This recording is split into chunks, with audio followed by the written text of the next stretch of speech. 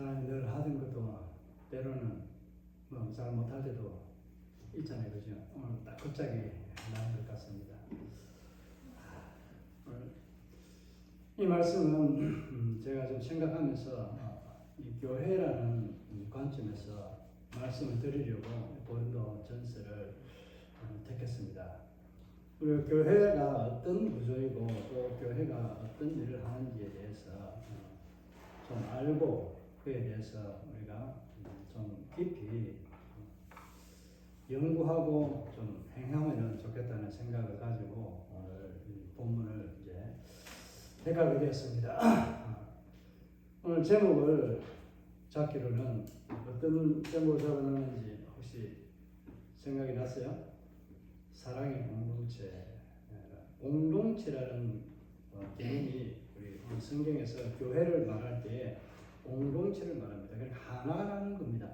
여러 명이 있어도 단 하나의 한 사람과 같은 그런 집합체인데 하나로 뭉쳐져 있는 그런 단체를 말합니다.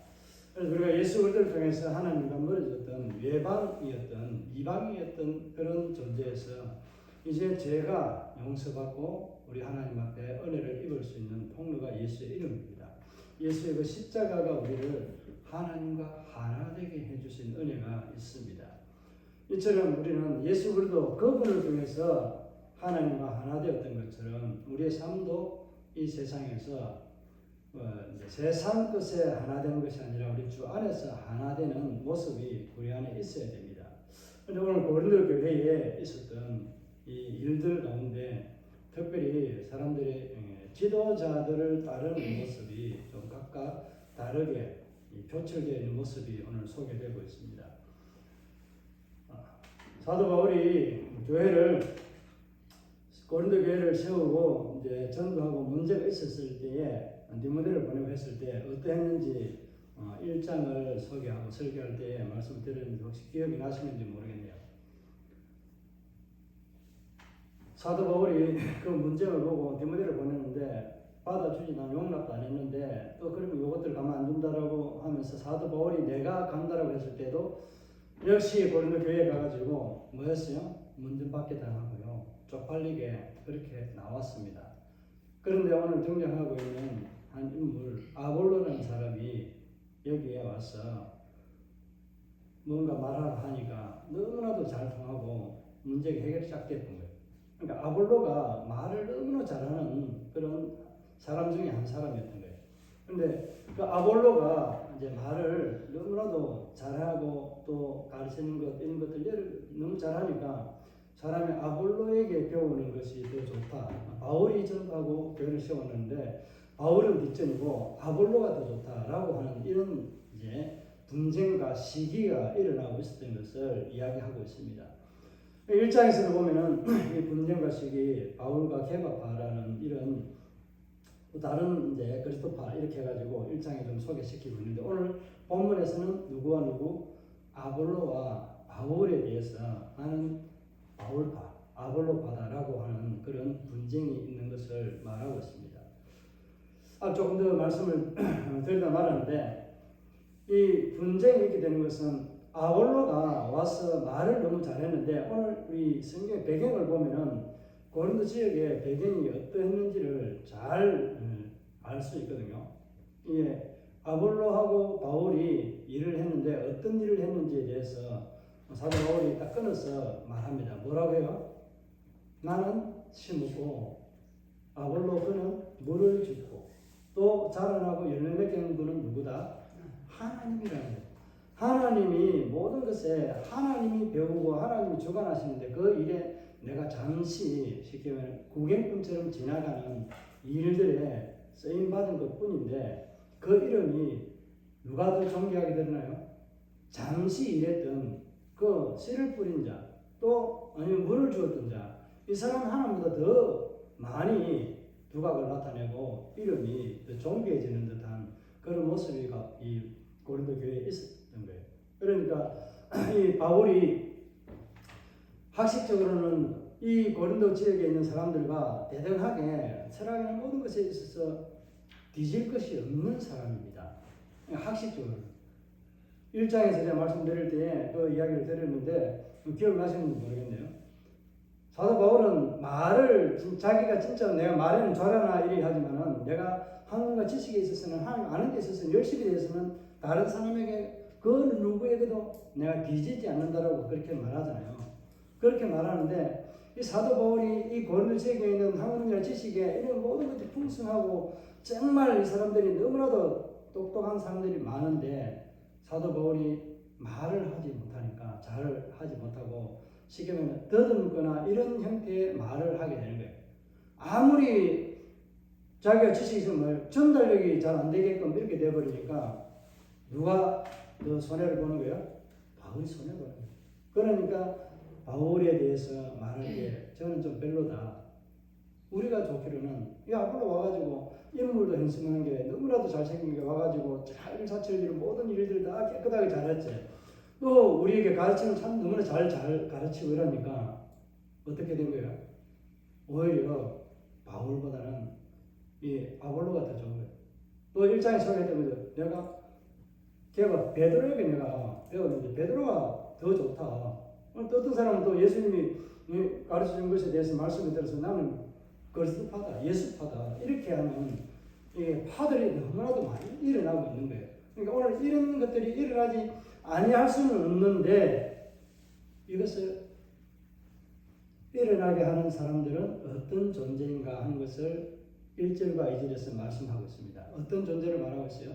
아가스 할 때 조금 말씀을 드린 적이 있는데 유방과 이런 것들을 이야기할 때 우유 이런 거 할 때 말씀을 드렸는데 너희들이 아직 어리기 때문에 이렇게 말해도 너희가 알아듣지 못하고 감당하지 못하고 너희가 범위가 오히려 더 고민스럽고 더 힘들어지니까 내가 너희를 가르치고 할 때 가장 기초적이고 초보적인 것으로만 너희에게 가르쳤다는 거예요. 그러니까 무엇으로 우유로 너희들에게 가르쳤다라고 그렇게 말합니다. 밥으로 좀 소화시키고 좀 씹어 먹어야 되고 어떻게 해야 될 그런 생각해봐야 될 그런 것으로 하는 것이 아니라 너희가 누구나 다 이해할 수 있는 그런 말씀으로 예수 그리스도를 가르치고 전해줬다는 것을 말씀합니다. 그렇게 했는데 지금 또 너희가 아볼로한테 배우고 있지만 그것을 내가 설명해서 좀 더 깊이 있는 이 밥과 같은 것으로 너희에게 먹이려고 하면 가르치려고 하면 너희가 지금도 뭐 한다고요? 모른다. 알지 못한다. 저와 여러분의 수준이 아직도 우유를 먹는 수준인지 아니면은 단단한 식물을 먹어도 되는 밥을 먹어도 되는 오도밥을 먹어도 되는 그런 영적인 수준이 하나님 앞에서 자라져 있는가 하는 것을 한번 생각해 보시길 바랍니다. 고린도 교회는 세상 것에 있어서는 모든 것에 있어서는요 지식이나 이런 것들에 있어서는요 굉장히 똑똑하고 풍성하고 잘난 사람들이 너무나도 많아요. 그런데 정작 하나님의 말씀을 받고 듣는 것에 있어서는요 이들이 문제가 좀 있었다는 것을 말씀하고 있잖아요. 그래서 이 교회의 수준이 어떤 수준이었는지 5절에 7절을 보면은 교회가 다른 말을 안 합니다. 나 교회는 어떤 곳이었는가 하는 것을 고린도 교회가 어떤 곳이었는가 하는 것을 말해주는 구절이 5절에 7절이거든요. 5절에 7절까지 우리 한번 읽어봅시다. 5절부터 7절까지 시작. 그런데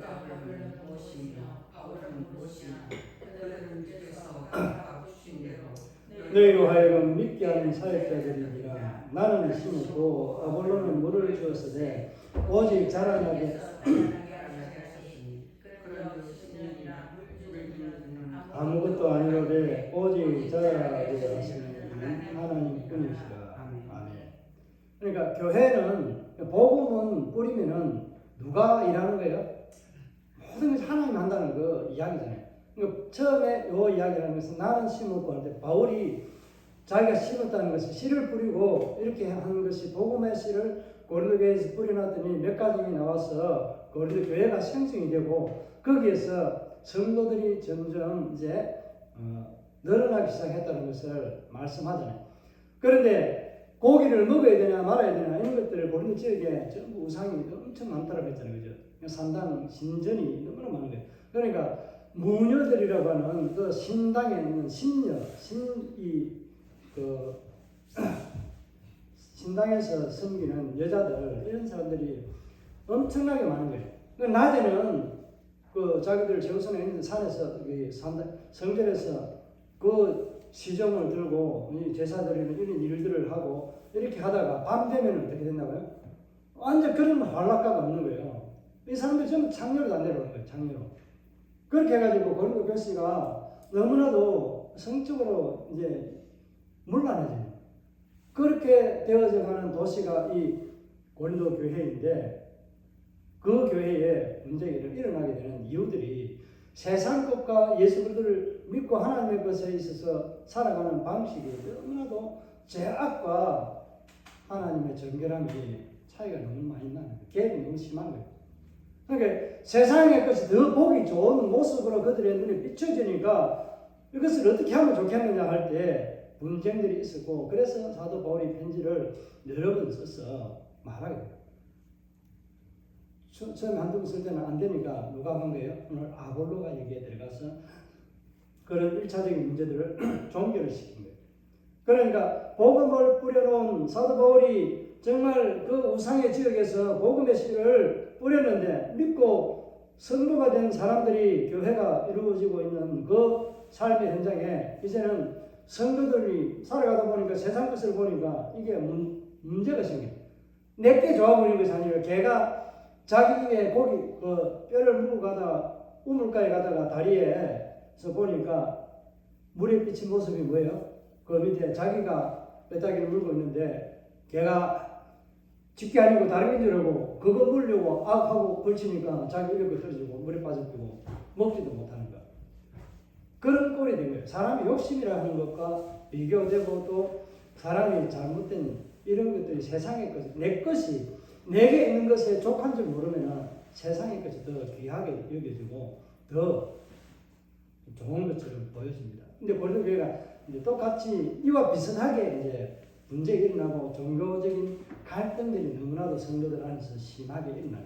왜 빈부격차들이 많으니까 저기 그냥 지금 노가다 하는 사람들은 와가지고 도시락 제대로 못 싸와가지고 그냥 쌀밥 아니고 보리밥만 지금 싸와가지고 먹는데 이 사람들은 햄에다가 소고기에다 가져와가지고 저들은 시간도 되기 전에 그냥 많이 가져왔으니까 먹고 냄새 풍기고 배부르다고 좋다고 하고 형제 돌아보지는 못하고 그러는 거예요. 그러니까 가난한 자들은 와가지고 그냥 흰 쌀밥만 가지고 반찬 하나 없이 먹을 정도 되는 그런 궁색한 삶의 자리였는데 교회에 있을 때 이런 빈부격차들이 너무나 심하게 일어나는 거예요. 이런 저런 여러 가지 모양들이 고린도 교회 내에 상당히 힘들게 된 상황이 발생하게 되었다는 것을 말하고 있습니다. 그래서 사도 바울이 교회가 어떤 것인가를 말할 때 첫 번째는 공동체다는 것입니다. 공동체고 그것을 말할 때 그 공동체의 지도자가 어떤 지도자인가. 그러니까 영적인 지도자가 누가같이 영적인 지도자인가 하는 거예요. 그러니까 사도 바울이 영적인 지도자라고 합니까? 아볼로가 영적인 지도자라고 합니까? 누가 지도자라고 하는 거예요? 열매 맺고 자라나게 하는 이분이 바로 지도자예요. 하나님이 우리의 머리시고 지도자라는 것을 의미합니다. 여러분의 실질적인 지도자가 누구입니까? 여러분의 실질적인 지도자가 예수 그리스도 하나님 아닙니까? 오늘 교회 내 우리가 누리에 보이는 우리 교회 머릿돌 교회 내에서는 어떤 모습으로 말할 수 있으나 제가 바로 여러분의 영적인 지도자입니다. 어떤 면에서는 좀 더 확장시키자면 육신적인 지도자도 같이 되는 게 교회 목회자나 그런 지도자급에 속해 있는 사람입니다. 그렇다면 지도자에게 배운 사람은 제자라고 말하잖아요. 그죠? 그 이제 스승에게 배운 제자는 그들의 삶의 현장에 가서 또 뭐가 되는 거예요? 또 제자가 됩니까? 나와 같은 제자를 만드는 거잖아요. 이게 예수님이 나와 일러 가라사대 할 때 말씀이 내가 하늘과 땅의 모든 권세를 내가 다 아버지께 받았으니까 나도 너희에게 이 모든 권세를 주겠노라. 그러니까 너희는 가서 아버지와 아들과 성령의 이름으로 세례를 주고 제자를 만들라. 제자 삼는 교회는 제자 삼는 것이고요. 재생산이 일어나지 않는 장소라면 그것은 교회라고 말할 수 없습니다. 예수 그리스도의 생명이 꽃피지 못하는 것은 교회가 아닙니다. 죽은 자들의 모임이지 회지 이것은 생명력이 있는 교회가 아닙니다. 앞에서 말씀드린 것처럼 저와 여러분은요, 교회 내에서는 목회자라고 하는 제가 여러분에게 영적인 육적인 지도자급으로 여러분을 꼴을 먹이고 입히는 것, 또 육신의 상태를 살피면서 하는 이런 모습들이 저에게 더 영적으로 육적으로 너무나도 하나님 은혜를 많이 받아서 감당할 수 없을 만큼 성장해야 되지 않겠습니까? 그런 좋은 지도자가 되어야 하지 않겠습니까? 그러려고 하면 여러분이 저를 갈라치게 하면 안 됩니다. 저를 하나님과 하나님이 월등하고 흠이 없으신 분인데 하나님 같은 존재로 제가 똑같은 그런 삶으로 영적인 지도자로서 여러분을 이끌고 여러분에게 꼴을 먹여주는 그런 신령한 자는 아닙니다. 사도 바울이 1절에서 무엇과 같이 대했다고 했어요?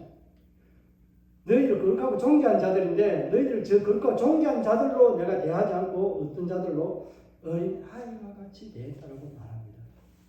사도 바울이 어린 아이와 같이 대했다는 것은 낮추어서 얕잡아 봤다는 그런 표현이 아닌 거예요.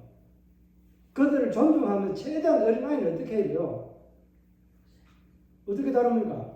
아이를 그냥 야 너 일어나 밥 먹고 가고 이래저래 그냥 끌고 다니듯이 나처럼 어른처럼 이렇게 끌고 다니고 이렇게 다 합니까? 그럼 아이가 어떻게 돼요? 넘어지고 자빠지고 그래서 부모는 절대 안 따라가려고 하지 않을까요? 네, 이게 이제 설명이 여러분에게 이해가 됐는지 모르겠습니다. 사도 바울이 어린 아이로 대했다는 것은 존귀함을 대했다는 것은 그 사람에게 굴욕해서 내가 그 사람을 하나님을 경외하는 거, 두려워하는 거, 이거는 예배하고 관련이 있겠지만 세상 사람들에 대해서는 그렇게 대하는 거, 경외하는 이런 표현들은요, 다른 의미예요. 내가 무서워서 권력에 짓눌려서 그 사람을 못 이긴 척하고 뜻받들어주고 이렇게 하는 그런 삶이 아니라 어떻게? 정말 그들의 마음이나 상처나 어떤 육신적으로 무언가가 상처받을까봐 정말 아이를 다루듯이 그렇게 조심스럽게 정말 귀하게 다루었다는 거예요. 오히려 그냥 경외하다는 이 단어보다도 오히려 더 사도 바울의 마음에서는 이 표현이 아이를 대함과 같이 했다는 것.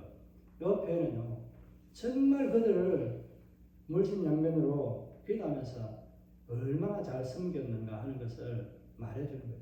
그냥 우리가 대할 때 그냥 어린아이처럼 대했다라고 이렇게 표현하니까 에이 어린아이들처럼 저렇게 그냥 아무렇게 대충 대하고 말았겠네 이렇게 생각할 수 있습니다. 그게 절대 아니라는 거예요. 사도 바울이 이렇게 지도자의 모습으로 이제 복음을 전하는 자, 이제 사도로서의 삶에서 그가 복음을 전하는 이 모습의 태도는 세상에서 어떻게 하는 거예요? 우리가 흔히 하는 말, 똥이 무서워요, 뭐예요? 더러워서 피한다고 하잖아요. 죄송합니다. 뭐 똥을 이야기해가지고 똥 누는데 밥 이야기하는 사람도 있다던데 그런 이야기는 안 하지만 이게 그 사람이요 우리가 하나님 앞에서 대할 때의 이 모습이 정말 여러분은 어떻게 지도자가 아니라도 여러분에게 주변의 이웃들을 대할 때 어떻게 대합니까? 정말 그들을 사랑하는 마음으로 존경하는 마음으로 그렇게 대하고 있습니다. 사도 바울처럼 정말 어린 아이를 대하는 것처럼 이렇게 좀 내가 잘못하고 가면 애가 놀라가지고 이렇게 넘어지거나 객기 걸리거나 이렇게 하면 안 되잖아요. 똑같습니다. 우리도 주변에 있는 사람들과 관계할 때 똑같은 거예요. 왜 그렇게 해야 될까요? 여러분이 가정과 이웃에 영적으로 지도자, 먼저 된 자이기 때문에 지도자입니다. 육적으로 지도자입니다. 왜 제가 육적으로 지도자라고 말씀드리냐면 구약에 그거 있습니다. 레위 제사장들이요 영적인 다 이 지도자들 아닙니까?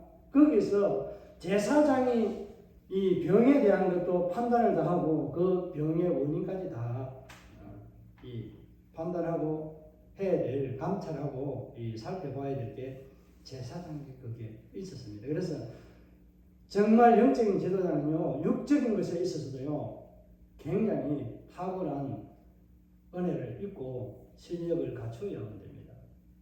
그래서 여러분이 저를 위해서 많이 기도해 주셔야 돼요. 그리고 여러분의 가정에서 여러분을 영적인 지도자인 여러분을 또 주변에 있는 모든 식구들이 기도해야 됩니다. 분쟁과 시기로 다툼을 일으키는 그런 삶으로 가면요 그 교회 그 가정 망조입니다. 망조. 다투고 그렇게 하는 선한 일에 다투는 거하고는 또 다릅니다. 이게 분쟁도 마찬가지지만 선한 것이 뭐나 다투고 하면은 결국은 나중에 상처 입고요. 그 상처 입으면 다시 잘 안 돌아옵니다. 복음의 길은요, 내가 가로막는 게 너무 많은 거예요. 하나님 앞 내가 너무 많이 막아요. 나는 모르지. 내가 그냥 평상시대 습관대로 그냥 한다고 말했지만은 이 말한 내용이요, 다른 사람에게는요, 큰 상처를 줍니다. 오늘 저녁에 좀 생각이 좀 그런 게 좀 많이 나가지고 또 한 개 더 하네. 지나가는 사람이 우물에다가 돌을 갖다 하나 그냥 툭 던졌는데 그 안에서 물던 개구리는 어떻게 됐을까요? 맞아 죽었다는 이야기가 있잖아요.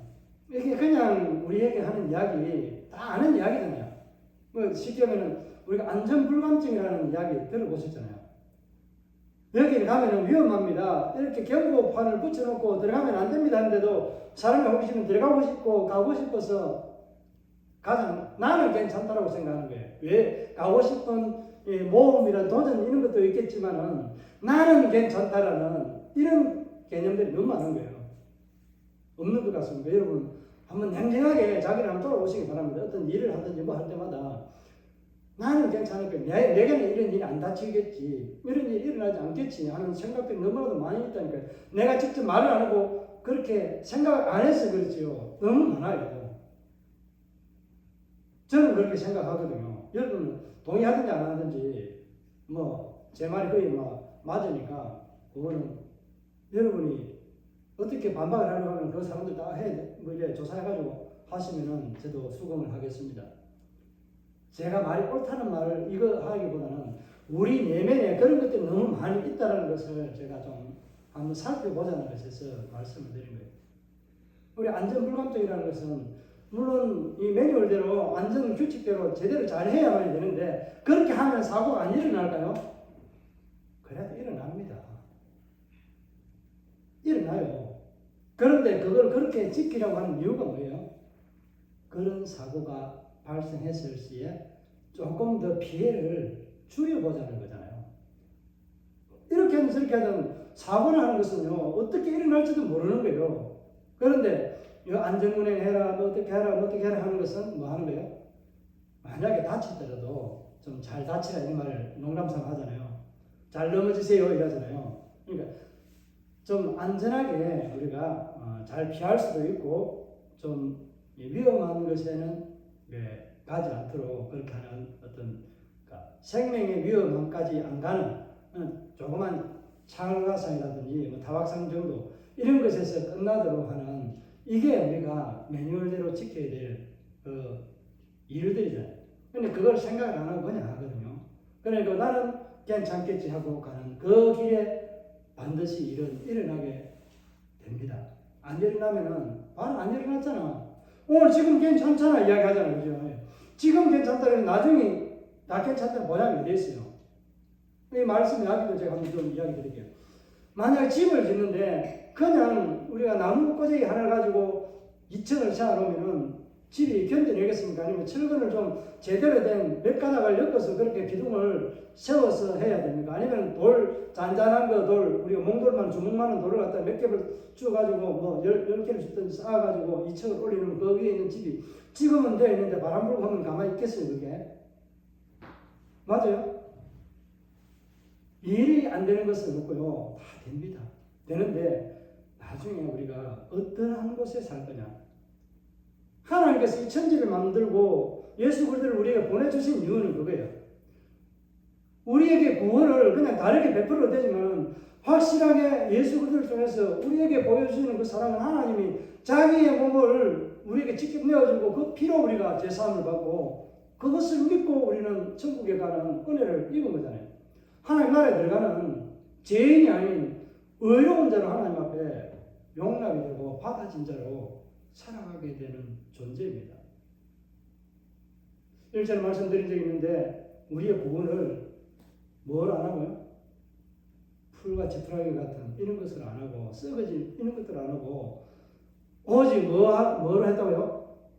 예수 그리스도의 보배는 피로 우리를 구원하는 도구로 썼다고 말씀을 드렸잖아요. 우리는요, 세상에서 이렇게 저렇게 살아가는 데 있어서 내 생각대로 내 마음대로 또 내가 아는 지식대로 살아가는 경우 참 많이 있습니다. 고린도 교회가 이와 같은 모습으로 살아온 거예요. 자기들의 지식과 지혜들이 너무나도 똑똑하고 좋으니까 사도 바울이 말할 때 그 지혜와 똑똑함을 그대로 말을 했으면 좀 문제가 달랐을 수도 있어요.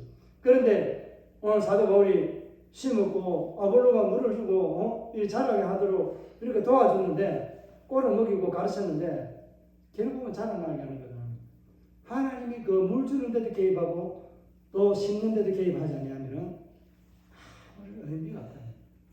결국 내가 한 것은 뭐다? 아무런 가치가 없다 그런 말이 아니잖아요. 내가 한 것은 하나님이 내게 주어서 그 시간대에 그때 하도록 했기 때문에 물 주는 이나 심는 이가 뭐예요? 똑같다는 거잖아요. 내가 잘 가르쳤다는 그 상급에 대해서 가르친 자 똑똑한 애 박사들이라고 해서 저 천국 가면은 더 높은 자리에 앉는 게 아니고요. 네 믿음대로 내가 일한 대로 하나님께서는 동일하게 상급을 주신다는 겁니다. 말씀을 좀 이게 다르게 이야기하다 보니까 우리 안에 있는 안전불감증에 대해서 말씀을 드리면서 좀 이렇게 갔는데 정말 우리는 교회 안에서 나는 어떤 지도자로 살아갈 것인가? 정말 나는 내게 물 주는 가르치는 은사 없으면 물 주는 은사 이게 가르치는 은사인데 심는 은사도 있잖아요. 또 주전자 물 갖다 주는 또 주전자 날라주는 그런 은사도 있잖아요. 내가 하지는 못해도 그걸 잘 하도록 환경을 도와주고 하는 거 이런 것들 있잖아요. 이런 것들이 내가 이 교회 안에서 또 우리 가정에서 세상에서 할 수 있는 일들입니다. 내가 없는 거 돈이 없는데 100만 원을 가지고 내가 하려고 하는데 돈이 없는데 저 은혜가 빚 가지고 빚내 가지고 하는 이런 형태를 말하는 게 아니잖아요. 내게 주신 그 하나님의 은혜와 능력을 가지고 우리는 그 일을 하면 됩니다.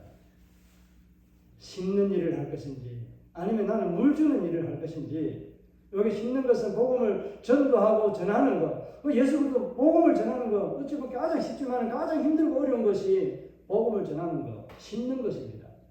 물 주는 것은 어떻게 보면요 자라고 있기 때문에요 그냥 있을만 내리고 바람만 슬슬 해줘도요 잘 자랄 수 있습니다. 얼마나 튼튼하게 잘 자라느냐 하는 것은 자기가 얼마만큼 그 양분을 먹고 빨아당기느냐에 따라서 흡입력에 따라서 달라집니다. 공나무 시루에 물을 주면 자꾸 자라듯이 똑같습니다. 물은 빠지지만 그것을 내가 얼마만큼 빨아들이느냐에 따라서 그 시루 안에 있는 콩나물이 키가 자랍니다. 굵어집니다. 우리 영적인 원리 똑같은 겁니다. 하나님 앞에서 내 하나님의 말씀 똑같이 듣지만은 그 하나님의 말씀이 내 안에서 어떻게 살아 역사하느냐 이게 여러분 어떻게 내가 하나님 앞에 이 말씀을 고백하느냐에 따라서 여러분의 영적인 육적인 수준은 달라집니다.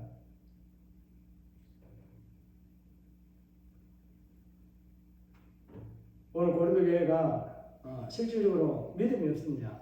아니거든요. 예수 그리스도에 대한 재림을 받아들이는 그런 소망 있는 믿음 있는 그런 그룹이었습니다. 그리고 고린도 교회 안에 지식도 많았지만 지혜도 많았지만 뭐가 더 풍성했어요? 은사들도 각양 은사들도 너무나도 많이 일어나게 된 거예요. 그러니까 각양 은사가 어디서 왔는지 하는 이런 것에 대해서도 분쟁이 일어나게 되고 누가 누구 내가 바울에게 받았다 나는 아볼로에게 받았다 게바에게 받았다 예수에게 받았다 이렇게 표현하고 하는 거예요. 이런 분쟁들이 시기가 나보다 조금 난 능력을 많이 행하면요 지금 제가 이제 죽은 자를 살려버렸다 그 기대가 살렸다 그러면은 내가 살린 게 누가 살린 거예요? 하나님 살린 거 하나님 성령이 살린 거예요. 그런데 내가 살린 것처럼 해가지고 볼 때는 다른 사람들이 볼 때 어떻게 나를 더 존경스럽게 여기고 저도 기대가 좀 다른 일만 하는 이런 사람들은요 참하게 얘기해요. 그러니까 은사가 이 안에서 교회 안에서 어떻게 활용이 되고 어떻게 일어나고 있는지에 대해서 제대로 이해하지 못하는 거예요. 나중에 그래 가면은 은사 중에서 가장 좋은 은사가 무슨 은사라고 했어요? 고린도전서 13장에 사랑입니다. 사랑만이 가장 좋은 은사인데 그 사랑이 없으면요 아무리 치유하고 하는 것들 긍휼히 여기는 마음이 좀 안 됩니다. 그래서 성령의 열매는 저는 몇 가지라고 이야기한다고 했어요. 하나입니다. 하나. 사랑입니다. 사랑 안에요. 온유하고 자비하고 양선, 충성, 절제 이게 나타나지요. 사랑이 없는 것에 그것이 안 됩니다. 포도나무에 포도나무 줄기가 뿌리가 있어야만 포도 열매가 맺히듯이 이 포도나무에 열매를 맺게 하는 것처럼 사랑이라는 것이 뿌리고 원둥치라는 거예요. 거기서 맺어지는 게 나머지 8가지 열매가 맺어져요. 사랑 없이 맺어지는 하나도 없습니다. 그 안에. 보통 사람은 사랑의 열매는 9개라고 이야기하는데 저는 성경을 이게 왜 하는 말씀을 읽으면서 제가 깨닫고 느낀 게 이거는 아무리 봐도 사랑인데 하나님은 사랑이시다고 했고 그런 관점에서 볼 때 이게 왜 성령의 열매가 9가지가 원어에는 좀 애매하게 되어 있습니다. 그래서 이게 왜 그러는지 제가 주석들을 많이 찾아봤어요. 몇 사람의 주석에는 성령의 열매가 단 하나라고 하는 제와 같은 관점으로 이 주석을 해놓은 분이 있더라고요. 다른 걸 틀렸다, 제가 맞다 이게 아니라 성경 전체를 통해서 보았을 때 성령의 열매는 하나라고 말할 수밖에 없는 거예요. 저희 신학교에서도 저희들이 공부할 때 논쟁을 좀 했거든요. 저는 사랑이다. 사랑 안에 있는 그 사과라는 열매 안에 단맛, 선맛, 신맛 이 다 있듯이 그와 같은 비유가 조금 적절하진 않지만은 이게 우리 이해를 돕는데 가장 좋다. 무슨 말 이해가 가십니까? 사과나무 안에 있는 단맛, 선맛, 신맛 이거 뭐 여러 가지 맛이 다 있잖아요. 소금에는 단맛이 있을까요, 없을까요? 소금에 단맛이 있어요. 그런데 짠맛이 더 강하게 나기 때문에 우리가 단맛을 잃어버리는 거예요. 그것을 덮어버리는 거예요. 그러니까 사랑이라고 하는 요 안에서 내 안에 절제를 잘하는데 내가 인내가 절제 잘하면 인내도 잘 돼야 되잖아요. 안 되거든. 잘 안 됩니다. 두루 백건처럼 그렇게 잘 되는 사람이 별로 없습니다. 이처럼 고린도 교회 안에 은사도 풍성하고 하나님의 은혜를 가장 많이 받고 생각하고 있는 교회가 바로 고린도 교회라고 말씀할 수 있습니다. 오늘 저와 여러분이 섬기고 있는 우리 교회가 이와 같이 영적으로 육적으로 은사가 풍성하게 나타나고 예수 그리스도의 재림을 기다리고 살아가는 소망 가운데 살아가는 그런 믿음 있는 삶을 살아가는 교회라고 우리가 말합니다. 그런 교회를 우리는 뭐라고 하죠? 좀 좋은 교회라고 하죠. 또 일을 많이 하고 전도 많이 하고 이렇게 하면 좀 좋은 교회라고 그렇게 표현하잖아요. 그러면은 교회가 건물을 두고 하는 것은 아니라고 했는데 여러분에게 좋은 교회라고 하면은 어떤 교회가 좋은 교회가 되겠습니까? 나는 어떤 교회가 되겠습니까? 좋은 교회가 되겠습니까? 여러분 사실 스스로에게 한번 질문해 보세요. 하나님 저는 당신이 좋은 교회입니까? 제가 성전이잖아요. 여러분 성전이죠. 나는 세상 사람들을 볼 때, 또 믿는 자가 볼 때 정말 좋은 교회처럼 보여집니까? 무늬로 그렇게 나타나는 것이 아니라 오늘 교회가 어떤 공동체로 모여져 있는가는 것을 말할 때 오늘 이 말씀에서 제가 이제 9절의 말씀을 좀 드려야 되는데 이건 다음에 또 좀 연결해서 좀 드리겠습니다. 말씀을 정리하면서 이 말씀을 드리고 이제 마치겠습니다. 교회는 어떤 단체다? 공동체라는 것이 교회 하나의 특징입니다. 하나하나의 성전이 모여서 하나의 성전이 이루어지는 그런 유형과 무형이라는 이런 것들은 뭐 다음에 또 설명드리고 또 여러분 익히 아는 거니까 우리가 모인 이 공동체가 그냥 공동체로 모여진 것이 아니라 어떤 존재로 모였다고요? 사랑의 공동체로 모였다는 거야. 무엇 때문에? 예수 그리스도의 십자가의 은혜 때문에 그런 거예요. 그 은혜로 모인 공동체 이 교회가 사도 바울이 뭐라고 표현해요? 자라고 이렇게 하는 물수건을 있는 것에 열매 맺는 것에서는 하나님이 모든 것을 다 한다고 하는데 그러니까 물 뿌리고 씨를 심는 자가 동일한 상급을 받는다라고 말하는데 사도 바울이 일하는 곳이 어디라고요? 9절에 보면 뭐라고 합니까? 자, 우리는 하나님의 동역자들이요 너희는 하나님의 밭이요 하나님의 집이라고 그렇게 말하지 않습니까? 이 말의 의미가 무엇인지 이해가 갑니까? 여기서 집이라고 할 때는요 우리가 이제 이 히브리어 베리트라고 하는 이런 단어를 쓰는데 이것은 성전을 의미할 때 쓰는 단어의 의미를 가지고 씁니다. 그러니까 집은 어떤 집이에요? 하나님이 계신 성전인 거예요.